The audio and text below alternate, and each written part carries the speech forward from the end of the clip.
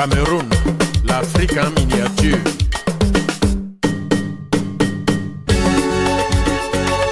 Tu dis que quoi? C'est pour moi un cadeau d'être né camerounais. C'est pour moi un cadeau d'être né à Konolinga.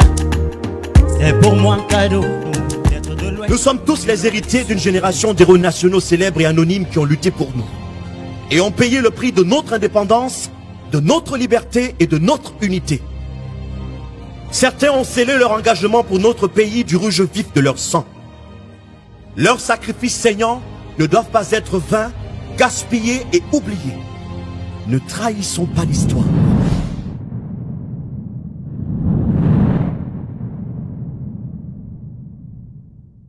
Sandrine Josiane Nana, la mère Teresa de Baganté. Mesdames et messieurs, très chers abonnés de Cameroon First Television, la psychanalyste française Françoise Dolto soutient que tout groupe humain prend sa richesse dans la communication, l'entraide et la solidarité visant un but commun, l'épanouissement de chacun dans le respect des différences. Ériger la solidarité comme un étendard, tout en faisant don de sa vie pour un idéal, pour le bien-être de tous les Camerounais. Voilà la raison pour laquelle Cameroon First Television vous emmène cette semaine à Baganté, dans la région de la noblesse, de la dignité et de l'élégance. Le volet social classifie, voire stigmatise quelquefois les personnes à mobilité réduite. Ces handicapés, de par leur détermination, s'avèrent être des individus à part entière qui, par la force de l'esprit et de leur détermination, se démarquent de façon factuelle. Sandrine Josiane Nana est une entrepreneuse camerounaise qui, malgré son handicap, s'est lancée dans l'entrepreneuriat. Handicapée moteur né, atteinte d'une maladie rare, cette perle de la société promotrice de l'association RIDOV, une organisation qui milite pour l'autonomie financière et l'épanouissement de la personne handicapée, tend à faire découvrir son talent et ainsi permettre à ses pairs se trouvant dans la même situation de handicap d'apporter une plus-value structurelle dans le domaine de l'entrepreneuriat. Sandrine apporte au sein de son association des activités génératrices de revenus axées sur les croquettes aux plantes et marinades 100% naturelles. Cameroon First Television, destiné à la promotion du Made in Cameroon.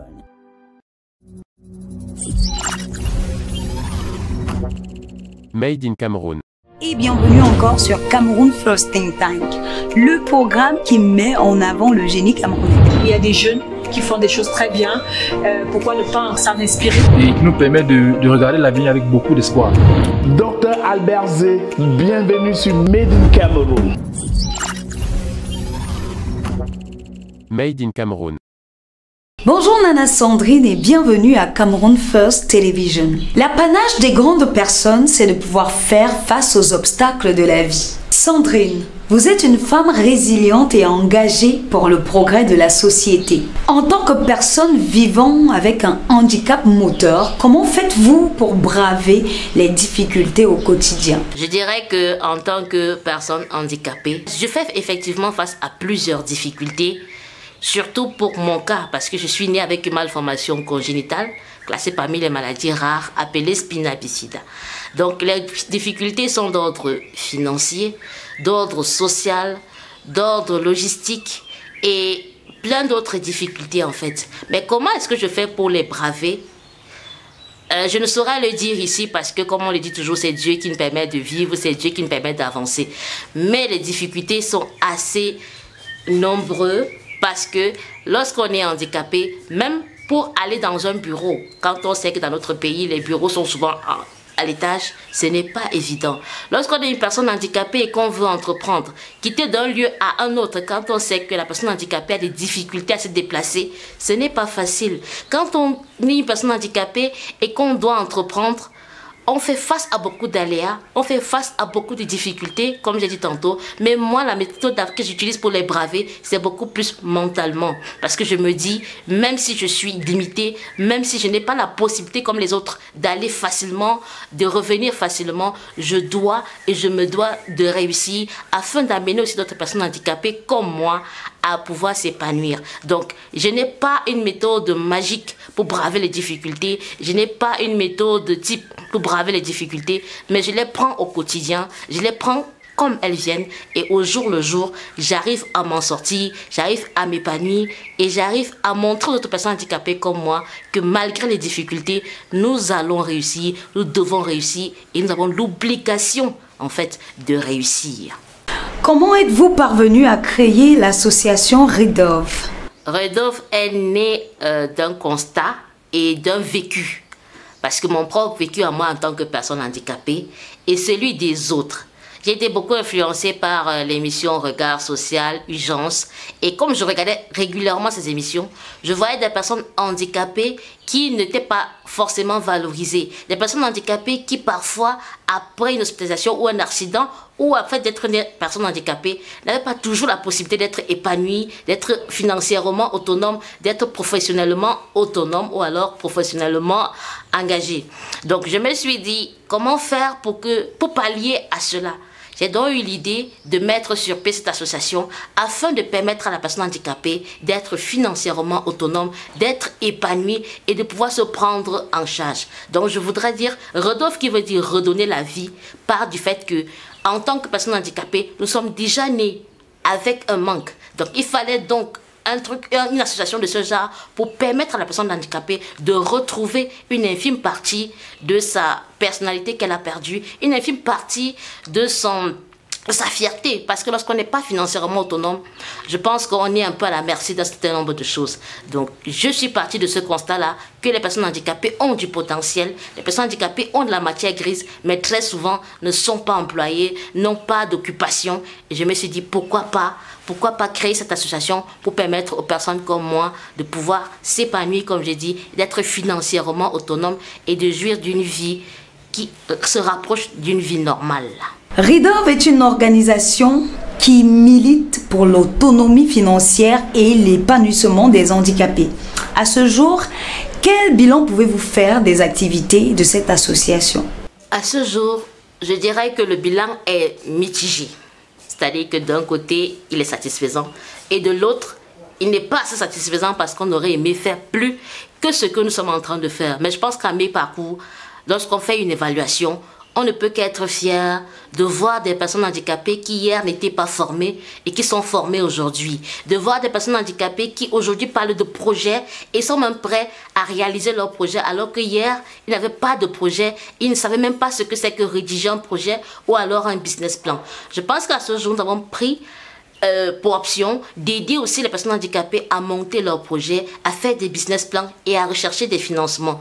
Et lorsqu'on voit des personnes, comme je l'ai dit tantôt, qui hier avaient juste des projets dans leur tête et pas sur le papier, et qu'aujourd'hui on en arrive à les voir et créer des business plans, monter les projets par eux-mêmes, je pense qu'on peut être satisfait. De l'autre côté, le bilan n'est pas encore satisfaisant parce qu'on aurait aimé toucher le plus grand nombre de personnes handicapées. On aurait aimé aller au-delà de ce qu'on fait, mais malheureusement, nous sommes limités par faute de moyens financiers, par faute de moyens logistiques. Nous sommes limités sur un certain nombre de plans. Donc c'est pour ça que j'ai dit d'entame que le bilan, il est mitigé. Il est satisfaisant d'un point et pas satisfaisant de l'autre, parce qu'on aurait aimé aller au-delà de ce qu'on a fait jusqu'à ce jour. Quels moyens déployez-vous pour davantage faire connaître votre association? Pour faire connaître notre association, nous utilisons les moyens classiques, c'est-à-dire que sur Internet, nous avons une page et nous donnons la plupart du temps des interviews dans des radios locales pour permettre aux personnes qui vivent beaucoup plus ici de connaître l'association.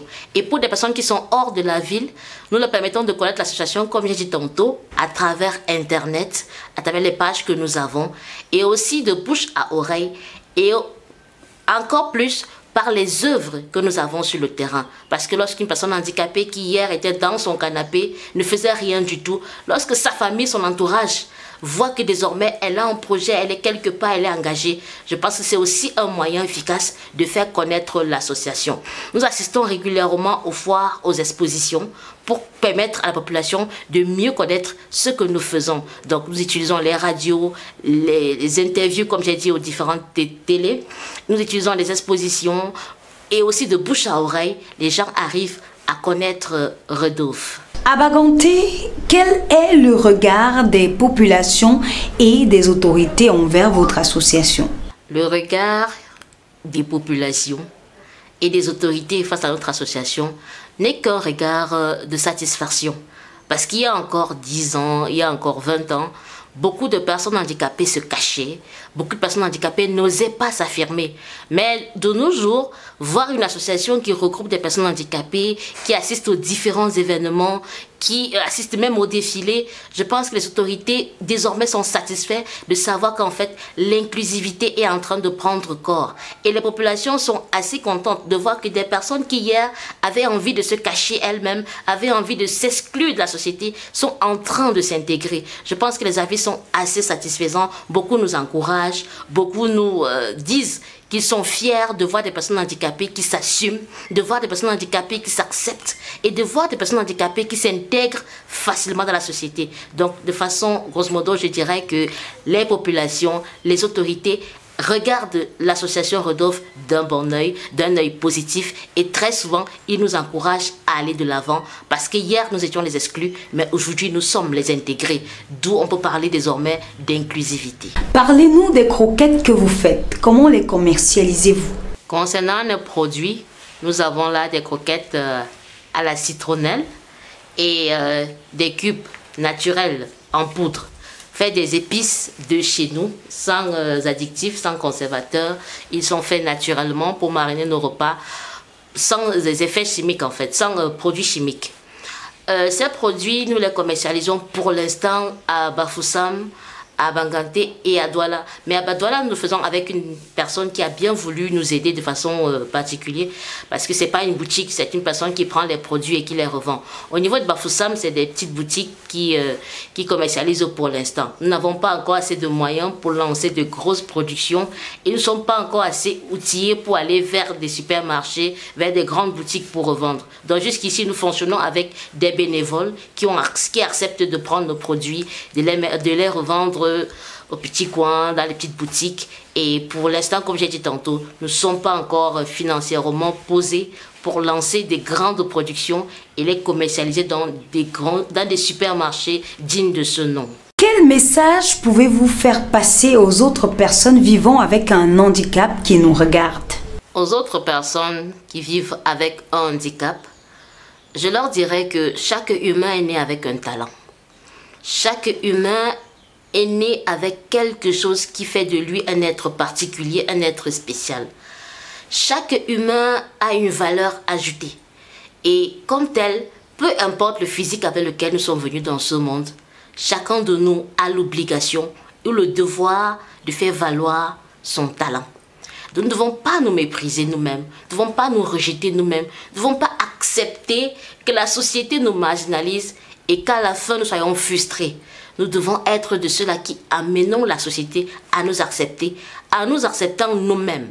Nous devons amener la société à nous intégrer, à nous intégrant nous-mêmes.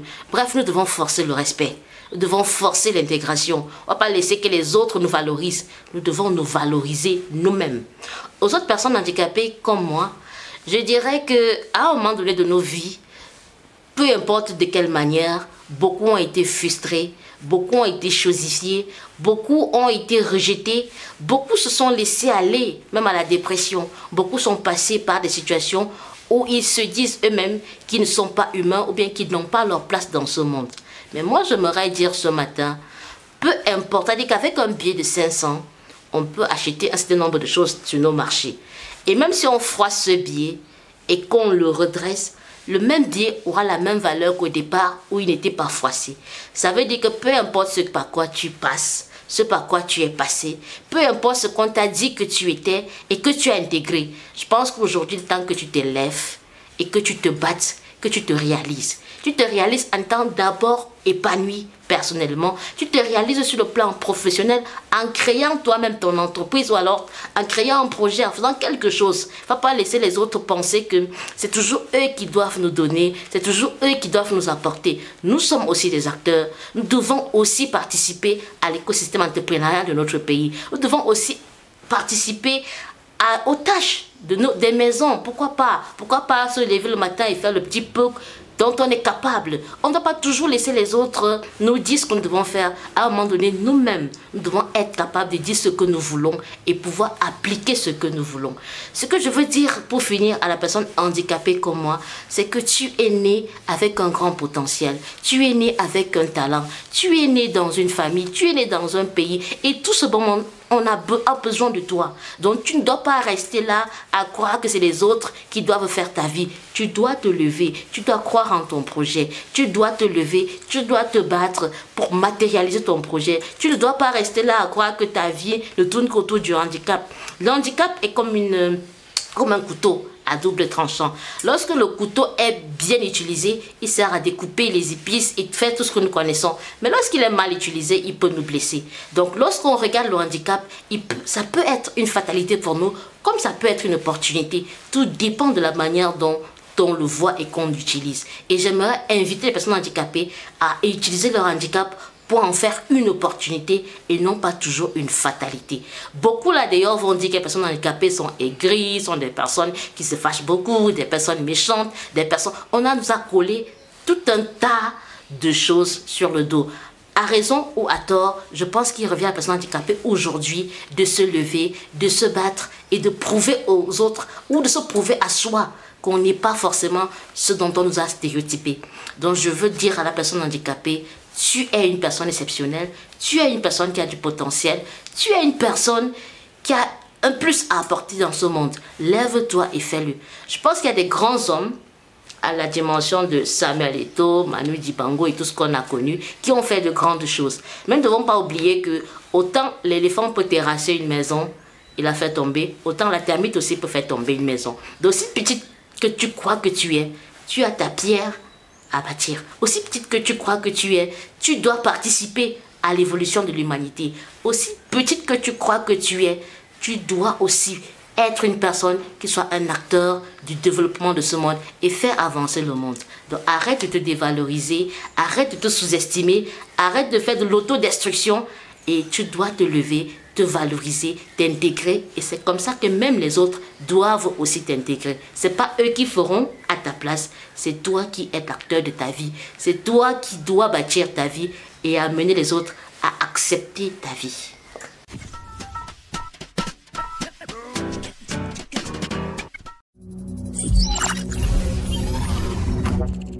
Made in Cameroun. Vous voulez créer un logo, des flyers, des affiches, des cartes de visite, des brochures. Vous voulez designer un t-shirt.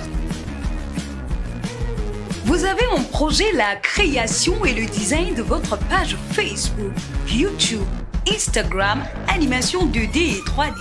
Vous recherchez une voix off pour la promotion de vos créations. Le costume est un incontournable de votre dressing. Alors autant faire en sorte qu'il soit impeccable. Voyons ensemble comment entretenir un... Vous avez besoin d'un monteur vidéo ou d'un caméraman pour vos spots vidéo, pour vos clips vidéo, animation flash, intro en flash, bannière Facebook, YouTube, Instagram statique ou animé, animation logo.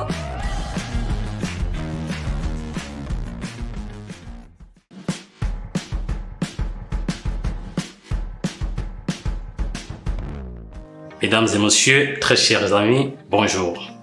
Je m'appelle Serge Anselme Mbatonga. Je suis le producteur exécutif de la Cameroon First Television. Cameroon First Television, destinée à la promotion du Made in Cameroon.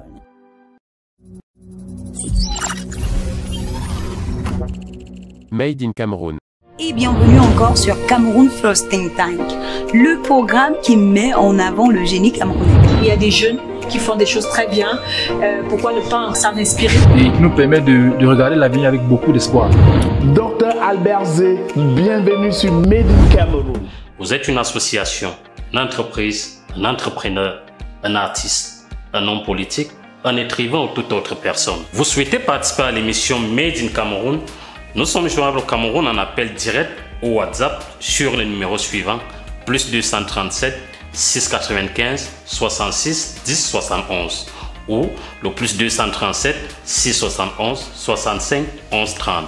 À l'étranger, nous avons des correspondants dans tous les pays de l'Union européenne, en Afrique et en Amérique centrale. Contactez-nous en appel direct ou sur WhatsApp sur le numéro suivant, plus 33 695 35 56 77. En tant que femme, que pensez-vous de la recrudescence des violences faites aux femmes dans notre société?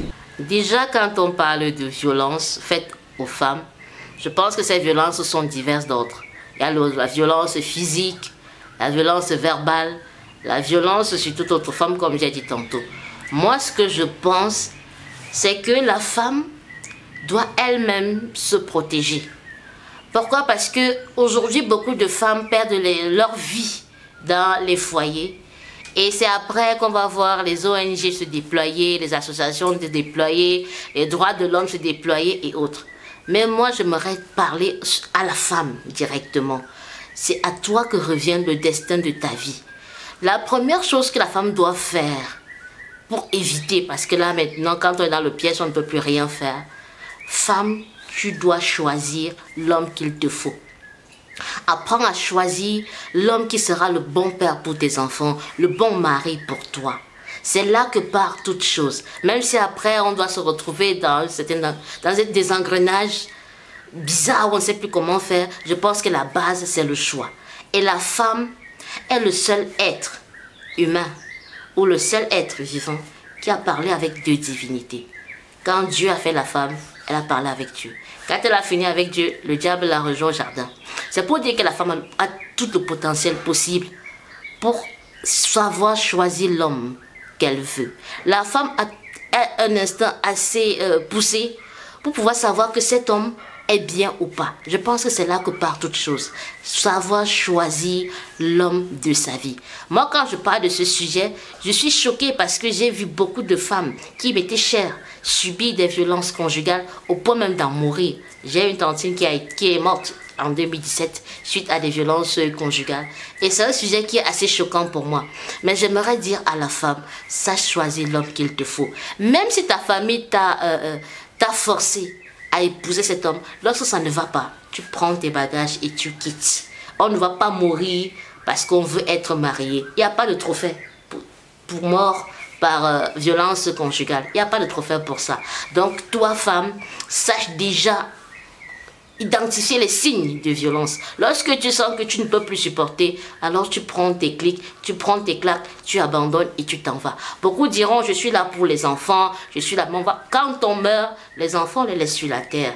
Et quand on meurt, c'est là qu'on voit venir les associations, c'est là qu'on voit venir les droits de l'homme, c'est là qu'on voit venir toutes les institutions pour pouvoir défendre ou parler de la mort. Mais en ce moment, sera la morgue. Je pense que pour éviter ce type de choses, il y a plusieurs cas, il y a plusieurs exemples, il y a plusieurs femmes qui sont entrées dans les ménages de plusieurs manières. Mais quand on voit que ça ne va pas, pour ma part, mon opinion, c'est qu'on doit s'éloigner, on doit quitter ce milieu et ce milieu toxique. Parce que lorsqu'on y reste même, on s'égare. Lorsqu'on y reste même, on n'est plus épanoui à éduquer bien ses enfants. On ne peut même plus être heureuse. Et quand une mère n'est pas heureuse, ses enfants ne sont pas heureux. Donc arrêtons d'insister, de se dire il va changer. Arrêtons de se dire oui, je prends quand même si j'ai atteint un certain âge, 30, 40, 50 ans, je prends quand même ce qu'il vient. Et après on se retrouve à être bastonné. Nous avons le choix de choisir la bonne personne. Nous avons la capacité, nous avons encore le choix de prendre celui qu'il nous faut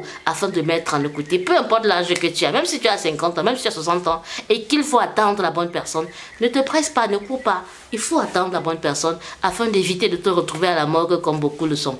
Donc moi je pense que ce sujet est assez complexe, ce sujet est assez difficile à résoudre parce que toutes les couches sont touchés par ce sujet. La femme qui est battue va voir un commissaire, le commissaire bat sur sa femme. Elle va voir le procureur bat sur sa femme. Elle va voir le policier, lui-même il bat sur sa femme. Donc du coup, pour se protéger, je pense qu'à la base, la femme doit faire le bon choix. Choisir l'homme de sa vie avec le temps. Et j'aimerais dire aux femmes, lorsqu'on veut choisir l'homme de sa vie, il ne faut pas être pressé. Il faut aller vers ta divinité. Si tu crois en Dieu, consulte Dieu. Si tu crois en marabout, va chez le marabout. Si tu crois en Allah, en Bouddha, bref, à un arbre, va consulter ta divinité afin de t'engager. Ne cours pas t'engager et après, tu te dis si je savais ou bien si... Non, moi je pense que la femme doit elle-même prendre la responsabilité de sa vie parce qu'il s'agit de sa vie. Il ne s'agit pas de la vie des autres, il s'agit de notre propre vie. Donc sachons prendre notre vie en main, sachons être responsables et surtout faire le bon choix. Et aussi sachons écouter les autres autour, parce que la plupart des femmes, je ne dirais pas toutes, mais la plupart des femmes victimes de violences conjugales ont souvent été conseillées par une ou deux personnes. Lorsque tout le monde est content de voir le gendre arriver, on a souvent un tonton, une tantine à côté qui dit « ce mec ne m'inspire pas ». Mais tellement on est amoureuse qu'on se dit « bon, il ne va rien me faire ». Non, il faut écouter les autres quand c'est possible. Savoir aimer avec la tête, pas avec le cœur. Même si le cœur y est, il faut être vigilante. Il faut regarder des petits signes parce que ce qui est sûr, un homme violent, ça ne se cache pas. Il y a toujours des signes qui apparaissent, mais que nous choisissons parfois d'ignorer. Donc je pense que la femme doit se protéger par elle-même, ne pas forcément attendre que ce soit la société qui vienne la protéger. Avez-vous déjà reçu l'aide financière des ministères des Affaires sociales et de la condition féminine? Jusqu'ici, nous n'avons pas encore reçu d'aide du ministère des Affaires sociales, du ministère de la promotion de la femme et de la famille. Il est vrai que quand nous faisons une session de formation, elles sont souvent informées, les femmes des affaires sociales, elles y jettent un coup d'œil, mais en termes d'aide proprement dite, nous n'avons pas encore reçu d'aide jusqu'aujourd'hui. Le Cameroun célèbre le 20 mai la fête de l'unité. Pensez-vous que les personnes handicapées se sentent épanouies au berceau de nos ancêtres? Je pense que la personne handicapée n'est pas totalement épanouie. On ne pourrait pas dire que le tableau est sombre. Il y a une petite minorité qui est épanouie, mais je pense que la grande majorité n'est pas épanouie. Il n'y a qu'à regarder dans nos structures publiques, avec les escaliers, et comprendre que la personne handicapée ne peut pas avoir accès à certains bureaux. Il n'y a qu'à regarder dans nos marchés, comment est-ce que ces marchés sont faits. Parfois, il n'est pas facile pour une personne handicapée de circuler. Il n'y a qu'à regarder sur nos routes. Parfois, il n'y a même pas un endroit qui facilite la traversée pour une personne handicapée qui aimerait passer d'un bout à un autre. Et sur le plan étatique aussi, les personnes handicapées ne sont pas assez épanouies parce que lorsqu'elles montent des projets, pour la plupart, il leur est difficile d'avoir des financements. Et lorsqu'on sait que lorsqu'on entreprend pour une personne handicapée, ça coûte plus cher. Parce qu'une personne handicapée qui entreprend, il y a des choses qui ne se négocient pas. C'est-à-dire que pendant que les autres marchent à pied pour aller d'un point à un autre pour vendre leurs produits, la personne handicapée qui a des difficultés à se déplacer, c'est soit en véhicule, soit en moto. Et tout ça a un coût sur le projet total. Donc je pense que jusqu'ici, il y a du travail qui a été fait, mais beaucoup reste encore à faire. Et je pourrais dire donc que la personne handicapée n'est pas épanouie jusqu'aujourd'hui dans notre pays. Mais comme je le dis toujours, il y a une petite minorité qui est épanouie. Le tableau n'est pas totalement sombre. Je pense que les efforts sont en train d'être faits et il faudrait que les efforts soient encore davantage faits pour permettre à la personne handicapée d'être véritablement épanouie. Je l'ai dit plus haut, dans les structures publiques, il leur est difficile de rattacher parfois des bureaux qui sont à 3, 4 étages par là. Parfois dans les écoles, on a vu des personnes handicapées qui ont arrêté le cursus scolaire parce que la 6e était au premier étage, la 5e était au 3e étage. Et ne pouvant plus faire ce parcours de combattant chaque matin, la personne a dû arrêter ses études. Donc je pense qu'il y a tellement d'exemples, il y a tellement à dire sur ce sujet, mais je voudrais dire de façon globale que la personne handicapée n'est pas encore épanouie dans notre pays. Beaucoup de choses restent à faire et nous croyons et nous souhaitons que ces choses soient améliorées afin que dans les années à venir, que la personne handicapée soit effectivement épanouie. Quels sont vos besoins? Et merci de donner un numéro de téléphone sur lequel les personnes de bonne volonté pourraient vous contacter pour vous soutenir. Concernant nos besoins, nous en avons plusieurs. Parce que, étant une association qui n'a pas assez de moyens, nous travaillons avec les moyens des membres, c'est-à-dire qu'on n'a pas encore eu d'aide consistante jusqu'ici. Nos besoins sont en termes, nous avons besoin du financement pour pouvoir accroître notre production de marinade ou alors de cubes en poudre et de croquettes. Nous avons besoin de logistique parce que jusqu'ici, nous n'avons pas encore une salle de production proprement dite et adaptée à la personne handicapée. Nous produisons dans un salon, le salon d'un personnel, qui a été gracieusement offert. Et je sais dans quel état nous laissons ce salon-là après la production. Donc on a besoin d'un local à nous qui soit adapté à aux personnes handicapées que nous encadrons. Nous avons besoin du matériel orthopédique parce que sans béquille, sans siège roulant, une personne handicapée ne peut pas être épanouie. Donc on a besoin également de matériel orthopédique. On a besoin même de l'expertise humaine, de la ressource humaine, parce que à nous seuls, on n'a pas toutes les expertises qu'il faut. Nous devons produire, nous devons commercialiser, nous devons communiquer autour du produit et nous n'avons pas toujours toutes les compétences qu'il faut. Donc on a besoin aussi d'aide dans ce sens-là. Nous avons également besoin de matériel roulant, parce que lorsqu'il pleut, il est difficile pour les personnes handicapés. Déjà que vous voyez que je suis seule pendant l'interview, c'est parce que nous sommes en période de grande pluie et il n'est pas facile pour des personnes handicapées de venir sur le site de production pendant qu'il pleut. Alors que si on avait un moyen de locomotion où on pouvait permettre à ces personnes-là de rallier le lieu de production, je pense que ça nous sera bénéfique. Parce que lorsqu'on a une entreprise pour personnes handicapées, honnêtement, c'est différent parce que c'est le déplacement qui fait défaut concernant la personne handicapée. Donc, comme je disais tantôt, nos besoins sont énormes, sont multiples, sont d'ordre différents. On a besoin de matériel adéquat aussi pour produire. Parce que jusqu'ici, on le fait de façon artisanale et on ne peut pas accroître la production dans ce sens-là. Donc, pour récapituler, nous avons besoin de financement, nous avons besoin de matériel orthopédique, nous avons besoin de matériel adéquat pour la production de nos produits, nous avons besoin d'un local propre à nous, afin de ne plus utiliser le salon de quelqu'un qui nous a gracieusement offert, déjà à qui nous disons merci.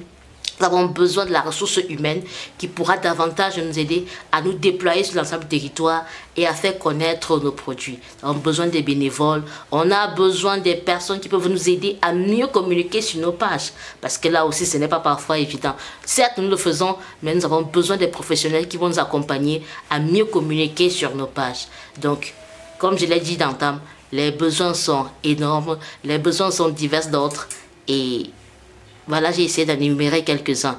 C'est vrai que la liste ne saurait être exhaustive parce que plus on avance, plus le besoin ne fait que grandir. Donc, je crois que puisqu'ici, j'en ai évoqué quelques-uns. Pour ce qui est de notre contact, nous répondons au 675 91 16 85. Pour l'instant, c'est le seul numéro de l'association.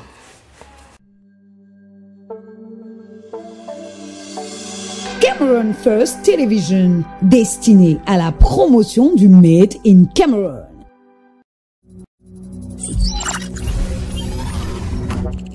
Made in Cameroon. Et bienvenue encore sur Cameroon First Think Tank, le programme qui met en avant le génie camerounais. Il y a des jeunes qui font des choses très bien, pourquoi ne pas s'en inspirer? Et qui nous permet de regarder l'avenir avec beaucoup d'espoir. Dr Albert Zé, bienvenue sur Made in Cameroon. Made in Cameroon. Cameroun, l'Afrique en miniature.